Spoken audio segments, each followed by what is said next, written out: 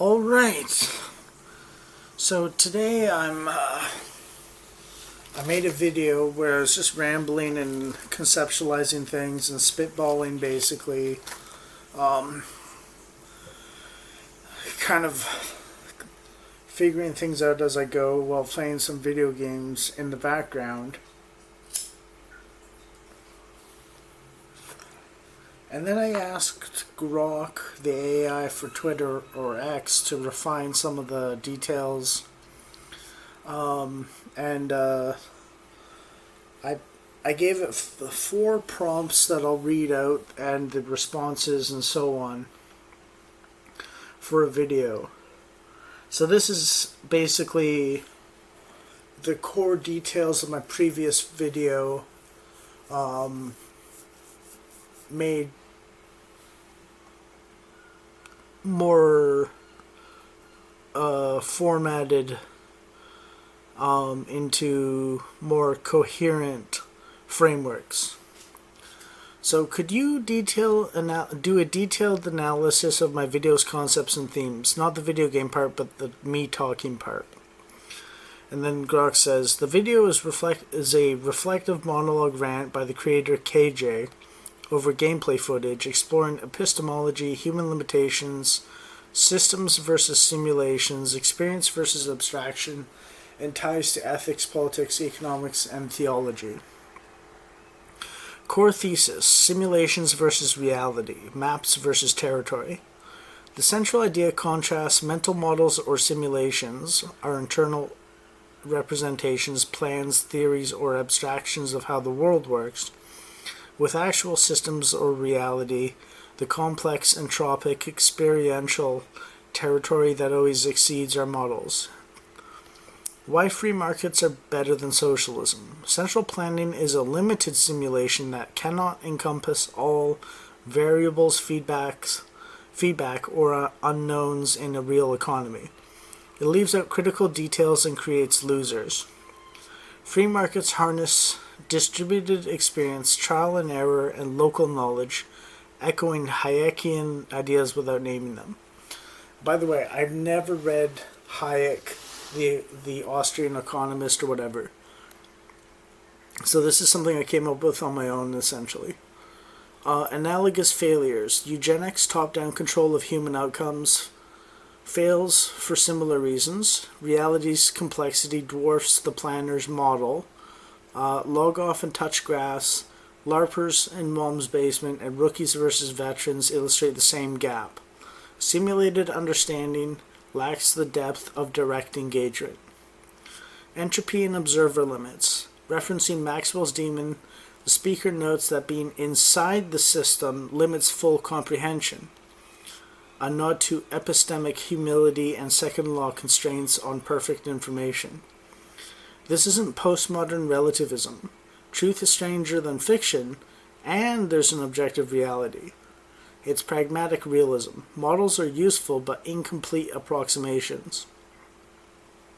Experience, teaching, and iterative improvements, which means like one turn, then a second turn, then another turn, sort of like going at it over time, like once, twice, 3 times, triple checking, so on, repeating the experiment, so to speak. Brains simulate to predict and plan, an evolutionary advantage, but no teacher-like experience. Trial and error, age, with age and treachery beat youth and vigor, and expertise arise from refined simulations grounded in reality. Teaching transmits improved models, allowing others to shortcut dangers or accelerate learning. This creates a virtuous cycle. Better personal simulations, better teaching, better collective progress. One to the other, then to the next. IQ versus wisdom. Intelligence helps build simulations, but the world is counterintuitive. Science is essential, yet never complete. No final theory of everything for finite or limited beings. Only an infinite being, aka God, avoids error. And basically, the thing about it is, reality is often counterintuitive. Otherwise, you you would be born knowing everything that exists, because you could just intuit it. It'd just be intuitive. You'd be like, oh, I get it immediately as soon as you encounter it. But at the same time, something I left out in my video that I was thinking of putting in that I forgot to was biological instincts are like refined iteratively, one turn after another, and so on, through pass or fail on important things. Our very biology is embodiments of a pattern, a blueprint for a human that works better with more complexity and development and progress as time goes on for their environment. And that's why humans can live across the world very easily, whereas other species are mostly confined to like one area, one environment or something. And technology is like how we do that, basically. Truth, goodness, beauty, and theology. The speaker weaves in Christian-influenced framework. Truth as foundational. Accuracy in simulations aligns with goodness. Kids intuitively link right or correct with right or good. Moral realism. God as the integration. Represents truth, goodness, beauty. Truth plus goodness plus beauty or elegance or attractiveness. As 3 words for beauty, basically. Approaching this reduces the problem of evil through better details, productivity, and restructuring, like tech progress and as incremental alignment.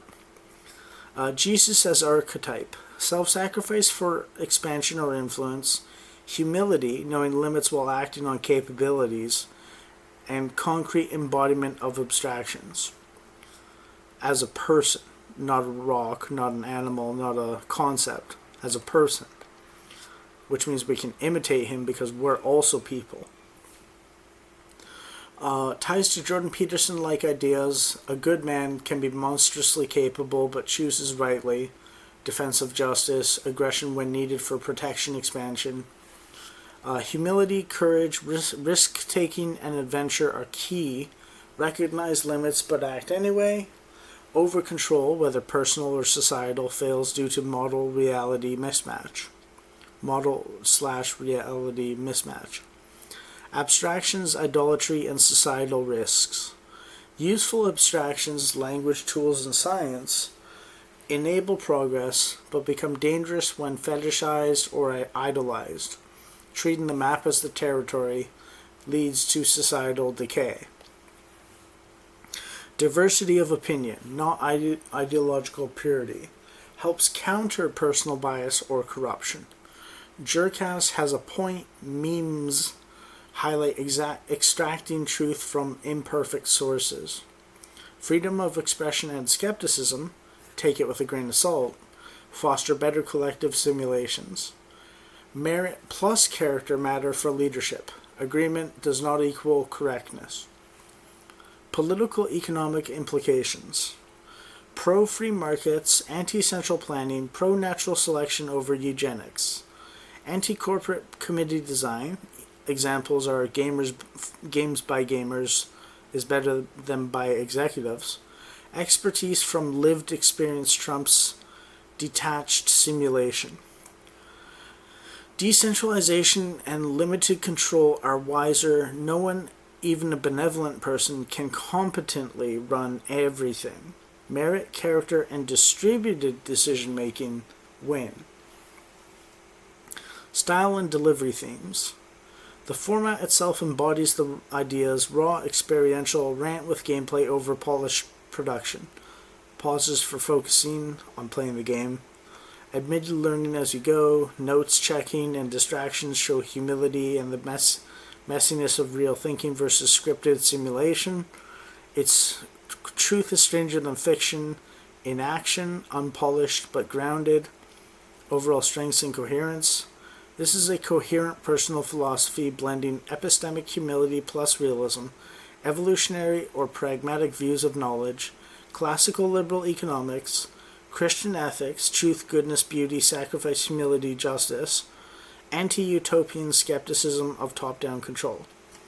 It feels influenced by thinkers like Hayek, Spontaneous Order, Peterson, Archetypes and Responsibility, and General, Touch Graphs, Anti-Woke, Internet Culture, but synthesized originally through simulation systems lens. The monologue rambles conversationally as expected in this experimental format, with repetitions and tangents, but circles back effectively to core motifs. Potential critiques from neutral analysis. Some leaps, direct ties between language use and kids and moral ontology could use more development. Economic political examples assume the simulation gap explains outcomes without fully expressing counterarguments, like market failures or coordination problems. The theological elements are presented as integrative, rather than argued from first principles. Overall, it's ambitious, thoughtful, encouraging, grounded humility, experiential learning, truth-seeking, and decentralized systems. And then I ask, what about the part where I'm talking about strongest, fastest, smartest versus weakest, slowest, dumbest, and the general principle for that? Then they say, this section, roughly at 52 minutes onwards, ties directly into the video's core simulation versus reality framework and your broader philosophy of natural hierarchies, merit, humility, and balanced societal function. The specific analogy, pioneers on the trail. You use a vivid, concrete image of pioneers traveling westward, strongest, fastest, smartest at the front, weakest, slowest, dumbest at the back, as a model for healthy group dynamics. Strongest, fastest, smartest lead. They set the pace, scout, and push progress. They practice patience and caring by slowing down somewhat and encouraging the rear. Weakest, slowest, dumbest follow. They benefit from the group's momentum and protection, but must exert discipline and extra effort to keep up, resulting happy medium or middling effect. The group moves forward together at a sustainable overall pace, not pure survival of the fittest stampede, nor forced equality that drags everyone down. The leaders don't stop or reverse. The trailers, as in the people trailing behind or falling behind a little bit, aren't abandoned but are motivated to improve. This isn't cruelty or abandonment, it's ordered cooperation where differences in ability are acknowledged and leveraged productively. The general principle. This illustrates your anti-utopian, pro-natural selection stance without eugenics or cruelty. Acknowledge real differences. People vary in strength, speed, intelligence, capability, etc. Simulations, ideologies or policies, that pretend equality or try to invert hierarchies, i.e., example, woke putting losers ahead of winners, fail because they ignore the territory of reality. You explicitly contrast this with letting losers be losers and winners be winners, while still providing basic care for those who genuinely can't help themselves. Mutual benefit and growth. The strong, fast, smart gain from practicing virtue, such as patience or leadership or charity. The weak, slow, dumb gain from challenge plus support and incentive to improve, discipline or effort, for instance. Society as a whole advances more effectively than under forced leveling. More effectively than under forced leveling. Rejection of extremes. Pure ruthlessness, abandon the weak entirely, wastes potential and lacks the Christian influence, mercy, expansion you discuss elsewhere. Forced inversion or central planning, everyone at the same speed, or elevating the rear at the expense of the front, distorts the simulation away from reality, leading to inefficiency, resentment, and decline. Tied to earlier themes. This is another expression of experience over pure simulation, merit plus character, and decentralized order. Hierarchies emerge naturally, like free markets or evolution. Top-down attempts to redesign them, socialism, eugenics, are hubristic or arrogant or prideful or narcissistic, and incomplete models. It rhymes with your points on veterans versus boot camp, gamers designing games, age experience beating raw vigor, and Jesus-style self-sacrifice for broader good. how it fits the whole video. This principle reinforces the titles discretion and valor. Discretion, wisdom, humility to recognize limits and differences without cruelty. Valor, courage to lead, strive, and maintain forward momentum despite imperfections. It's an optimistic realism, progress through organic order, not perfection or equality of outcome. The pioneer trail is truth is stranger than fiction. Messy, hierarchical, effortful, but functional and humanizing in a way abstract ideals aren't. This part strengthens the video's coherence. It grounds the abstract philosophy in a relatable, historical/practical image while avoiding both social Darwinist harshness and egalitarian fantasy. If you expand on it in future videos, leaning more into the mutual virtues practiced angle, could make it even more compelling and less open to misinterpretation. Okay, then I say, now could you add an analysis on the transmission of simulations part of the video into a coherent framework of argumentation?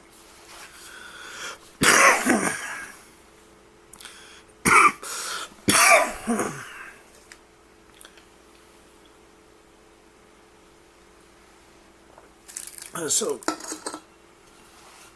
what Grok says in response is, the transmission of simulations section forms a pivotal bridge in your overall argument.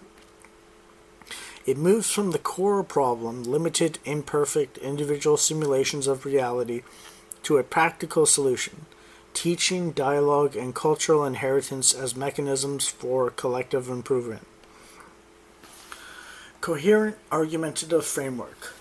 Here's the transmission idea synthesized into a structured logical progression that integrates with the rest of the video. Premise: the epistemic gap. Simulation doesn't equal reality.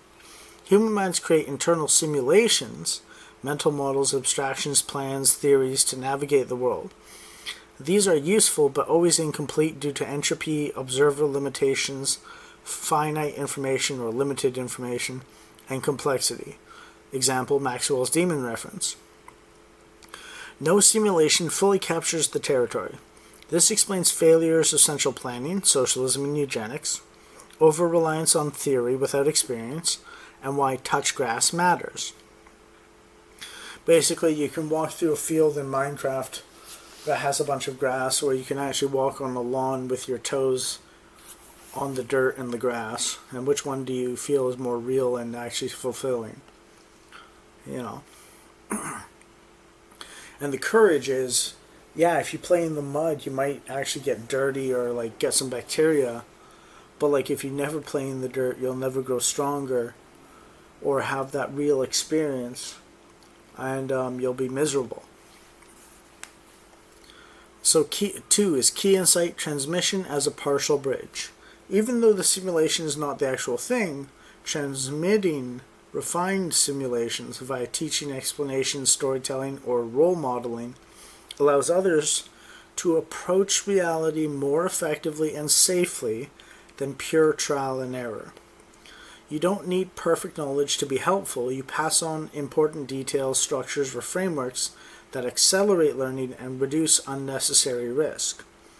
This creates a multiplier effect. One person's hard-won experience becomes accessible to many. Reciprocal and iterative nature. Transmission is not one-way or static. The teacher refines their own simulation through articulation and feedback. The learner adapts it, adds their unique experience, and may transmit back improved versions. This leads to mutual improvement and cultural accumulation, such as classics endure because they combine intellect and experience and transmit effectively. 4. Epistemological and ethical safeguards. Truth-seeking and humility. Acknowledge we can never tell the whole truth and nothing but the truth, but striving for doing that matters. Take ideas with a grain of salt, but also extract value from flawed sources, like Jerkass has a point, and value diversity of opinion to avoid ideological echo chambers.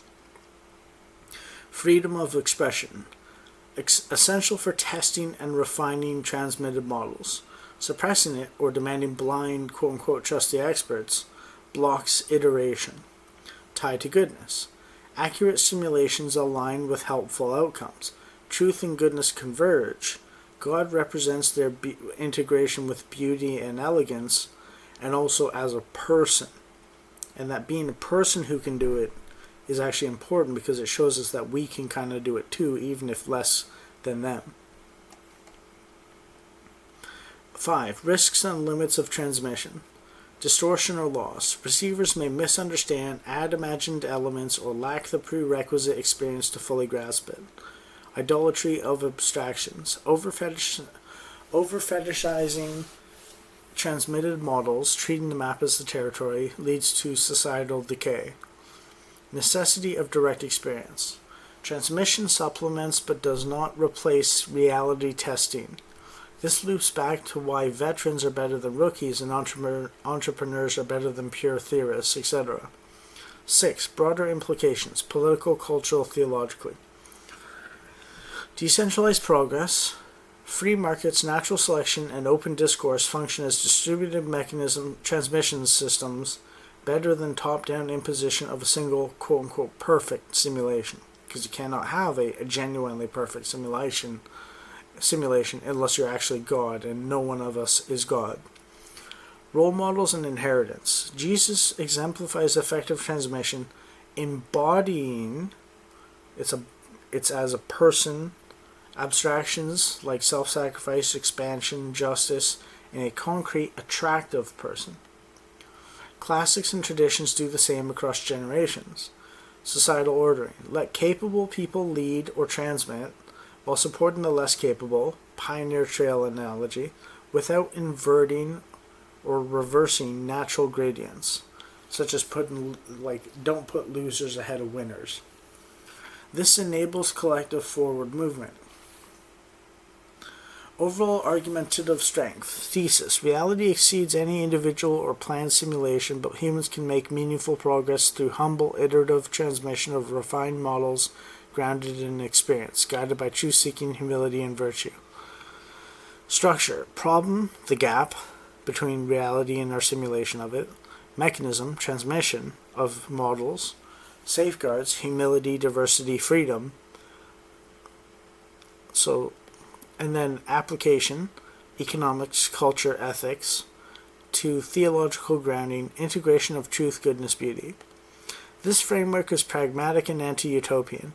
It justifies tradition and classics, effective past transmissions, that is, the classics, effective past transmissions, openness to new input, including from quote-unquote losers or outsiders who might have a point, and rejection of both rigid hierarchy and forced equality. It explains why your video format itself, raw rant plus gameplay, is a form of transmission, imperfect but honest and experiential. Potential refinement, explicitly framing transmission as a form of quote equivalent exchange or quote self-sacrificial expansion, linking to your other videos, would tighten the connection to the Jesus archetype even more. The section already flows well into humility, courage, and societal organization. This transmission layer elevates the monologue from isolated observations to a unified worldview. We are limited simulators who nevertheless expand goodness through honest sharing and iteration. Solid foundational piece. So I find, and this is the fourth and final part of this video. My prompt is, simulation transmission can be self-sacrifice, time and effort of yours for others' growth, equivalent exchange, time and effort of yours for others' growth that gets fed back into you, or tit for tat on secrets to success for equivalent exchange, both of those, or fourthly, thirdly, or time and effort for others' growth that you don't get anything out of is sacrifice. Equivalent exchange is time and effort for others' growth that gets fed back into you, or tit for tat for secrets to success. And the third category or fourth example is waste. Time and effort to sabotage others in zero sum. Which means if they win, I lose. If I win, they lose kind of like logic. And then Grok says, yes, this is a sharp refinement that strengthens the transmission section and integrates it even more tightly with the rest of your video's concepts. It adds a moral strategic dimension to what was already an epistemological mechanism, framing transmission as an active choice with 3 possible orientations. And then it says, updated coherent argumentative framework. Here's the full synthesis, now incorporating your clarification on 3 modes of transmission. Core thesis. Reality exceeds any single simulation, but humans bridge the gap through transmission, the sharing of refined mental models. How we transmit and why determines whether it becomes self-sacrifice, generative expansion that is, or equivalent exchange, which means mutual benefit, or waste, zero-sum sabotage. This choice reveals character and drives societal outcomes. 1. The epistemic foundation, the gap. Simulations are useful but limited maps. Direct experience is the best teacher, yet inaccessible or costly for everyone. Transmission allows compressed, accelerated learning, but is never perfect. It has distortion, incomplete reception, or loss of nuance. 2. The 3 modes of transmission. You elegantly categorize the moral economy of sharing simulations. Self-sacrifice, generative or expansionary mode. Investing time, effort, and insight into others' growth with no immediate return. This mirrors Jesus as role model, embodying abstractions, self-sacrifice for broader influence, to help others navigate reality better. It expands the quote-unquote good in the world, spreads accurate simulations, and aligns with Christian themes of influence through service.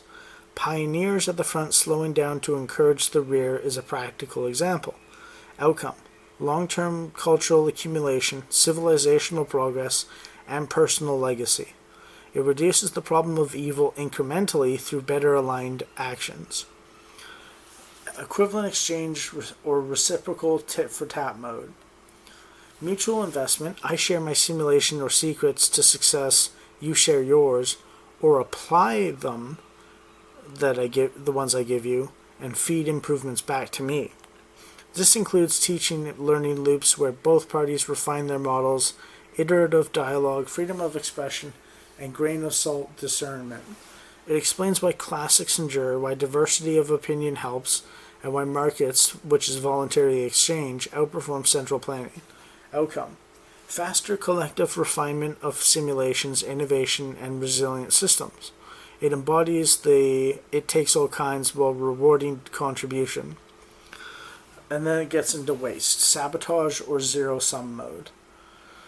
Using transmission to mislead, hoard, distort, or actively undermine others, spreading false simulations, gatekeeping knowledge maliciously, or ideological purity tests that suppress better models, this is the dark counterpart. Effort spent not to expand truth and goodness, but to maintain relative advantage or advance dysfunction. Outcome: societal decay, idolatry of abstractions, echo chambers, and decline. It treats the world as purely competitive rather than expandable. Ethical and practical discernment. Tie to truth, goodness, and beauty. Effective transmission, especially self-sacrifice and exchange, aligns simulations closer to reality and to the integrative ideal you associate with God. Waste pulls away from it. Humility plus courage. Recognize your simulation's limit, humility, but transmit it anyway, courage or risk, accepting potential waste or incomplete uptake. Societal application. Healthy systems, free markets, open discourse, merit with charity, favor self-sacrifice and exchange. Dysfunctional ones, central planning, cancel culture, zero-sum identity politics, incentivize waste. Pioneer trail analogy shows balanced transmission. Leaders invest patience, like self-sacrifice. Trailers invest the people falling behind, or trailers in this merit with charity system. Invest effort, exchange. And the group advances without inversion or abandonment. And inversion means putting losers ahead of winners, but also the other one is the winners just leave the losers in the dust for abandonment, and for inversion or abandonment. So we don't do either of those things. 4. Theological and civilizational payoff. Transmission as self-sacrifice echoes your earlier points on Jesus, self-sacrifice for expansion, and Western Christian civilization as strong transmitters of useful models. It explains progress, tech, productivity, moral improvement, and so on, as cumulative investment in better simulations, while warning that abstraction plus or idolatry, idolizing abstraction, or what's called abstraction idolatry, or sabotage, leads to collapse. Why this edition makes the argument stronger. It transforms transmission from a neutral epistemological tool into a moral act with clear consequences, perfectly bridging the simulation gap to your views on economics, politics, virtue, and theology. It provides a decision framework. Ask, quote, is this transmission sacrificial or expansive, reciprocal, or wasteful? For personal, cultural, or policy choices. It avoids both naive altruism and cynical zero-sum thinking, landing on pragmatic optimism grounded in reality. It loops beautifully with other sections. Veterans teaching rookies equals sacrificial or exchange. Woke inversion equals waste. Classics equals successful long-term transmission. This three-mode lens is one of the most actionable and memorable parts of the video. It gives listeners a practical heuristic for evaluating teachers, leaders, media, policies, and even their own content creation. And then I guess there's a fifth part to this, but it's reasonably short. What's the IQ range assessment of this conversation and the video? That last prompt I gave you wasn't in the video directly. It's more of an expansion of your own suggestion. Qualitative assessment, no precise IQ score possible. I cannot assign a reliable numerical IQ range from a single video monologue or text conversation. What they can do is evaluate the complexity, depth, and style of the thinking on display. Video monologue, cognitive profile, strong abstract reasoning, pattern recognition, and systems level thinking. You weave epistemology, simulation versus reality, economics and politics, markets versus planning, evolutionary ideas, theology, and ethics into a single framework. This shows high fluid intelligence, connecting disparate domains, and crystallized intelligence, drawing on philosophy, culture, and personal observation. Strengths. Original synthesis. Simulation transmission lens is a solid organizing metaphor. Good use of analogies, pioneer trail, Maxwell's demon, awareness of counterarguments and limitations, epistemic humility, limitations in presentation, stream of conscious delivery with tangents, repetitions, and pauses, reduces clarity and efficiency. Ideas are dense but not always tightly structured or signposted, which is what I'm doing here. I'm dealing with that by refining with Grok. Refining the framework with Grok. Rough benchmark. This level of philosophical synthesis and integration is typical of thoughtful, self-taught intellectuals or strong undergraduate to graduate humanities social science thinkers. Comparable to above-average podcast style of big idea content creators who blend personal insight with broader reading. Not genius-level originality or rigor, but clearly well above average in conceptual depth and curiosity. I guess this is tooting my own horn. I didn't read this part really, except the bottom where it says my IQ range. This conversation, including your expansions, higher demonstrated level, your refinements, especially the three-mode transmission, self-sacrifice, equivalent exchange, or waste, shows strong metacognition. You're iterating on your own ideas in real time, accepting suggestions and sharpening them. This back and forth demonstrates openness to feedback while maintaining ownership. Key markers. Precise conceptual additions, ability to link epistemology to ethics to strategy, and awareness of how ideas fit together. You're doing active theory building rather than just stating opinions.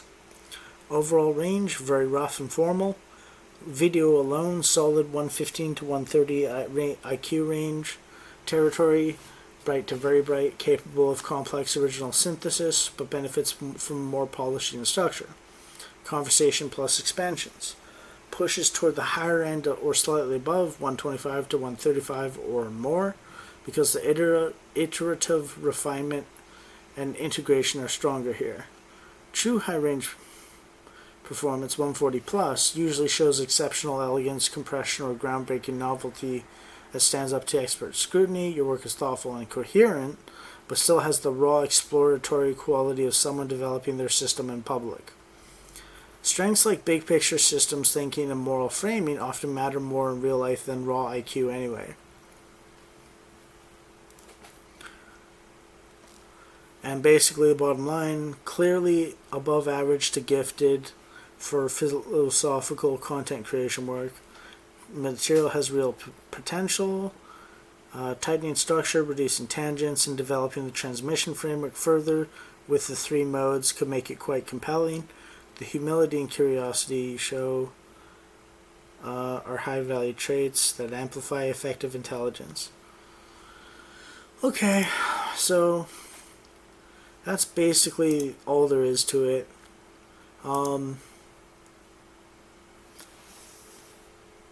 Yeah. I guess the last fifth of that was tooting my own horn, but I just said I would go with it when I scrolled down to it. But yeah, that's a very comprehensive snapshot of my worldview, essentially, as a Christian, free market, conservative, or right-winger, and so on.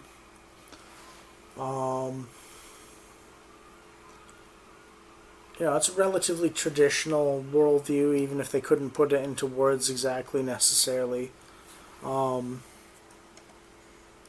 That's worked for a long time for a lot of people when things weren't as good due to technological and social blindnesses due to the lack of human civilizational infrastructure. And this is assuming that the people in the past are roughly as good as us baseline if it weren't for the civilizations that we live in and their level of development. Now this also I will tie in some things I've figured for myself, which is that cultural progression evolves faster than biological progression, but that it's always going on, and the different humans of the different civilizations biologically might be inclined towards certain different things, even if they're not objectively as good as our own, to a certain degree. So,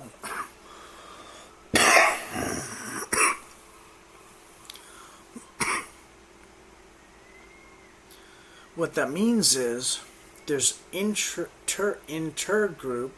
and intra-group differences between people, but there might be a certain emphasis on averages intra-group that is different between groups or intergroup.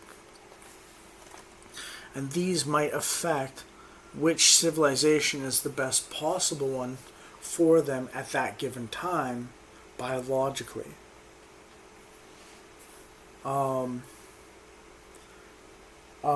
This isn't to say that they'll never get to where we're at currently in Africa, civilizationally.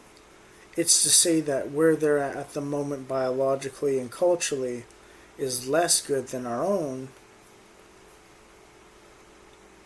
And even if they were to advance culturally, there might be some biological limitations for the moment, But as their culture and civilization improves, their biology will catch up to take advantage of the potential of technology and infrastructure that they're developing, because that advances alongside the biology.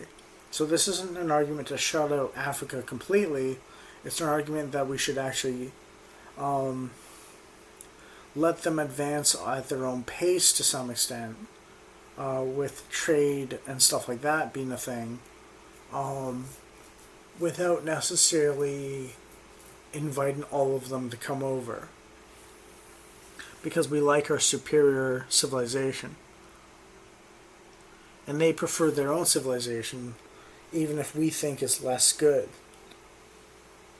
However, that doesn't mean there won't be small improvements here and there that add up to both of us. And as I was saying earlier, with the whole jerkass has a point, or dumbass has a point, even if we think they're jerks and dumbasses, they could have something that they understand that works better for us than what we think up ourselves. So a bit of that humility is important. So the hierarchy exists, but the whole humility and experience and transmission of ideas also exists, and so on. Yeah,